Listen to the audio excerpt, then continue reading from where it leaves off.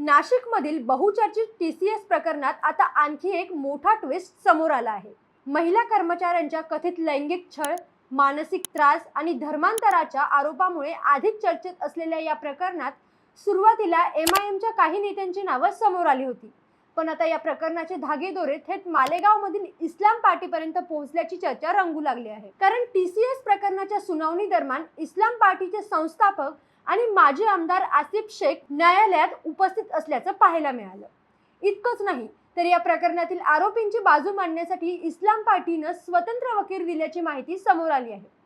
विशेष म्हणजे मुख्य आरोपांपैकी HR अधिकारी निदा खान फरार असताना तिला आश्रय दिल्याच्या आरोपावरून छत्रपती संभाजीनगरमधील नगरसेवक मतीन पटेल यांच्यावरही यापूर्वी कारवाई झाली होती।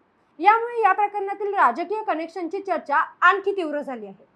सुनावणीनंतर प्रतिक्रिया देताना आसिफ शेख यांनी स्पष्ट शब्दात सांगितलं, हे प्रकरण सर्वोच्च न्यायालयापर्यंत गेलं तरी इस्लाम पार्टी आरोपीची कायदेशीर लढाई लढणार आहे। म्हणूनच आता प्रश्न एकच, हे प्रकरण फक्त कायदेशीर लढाईपुरतं मर्यादित राहणार की यामागे आणखी मोठे धागेदोरे समोर येणार?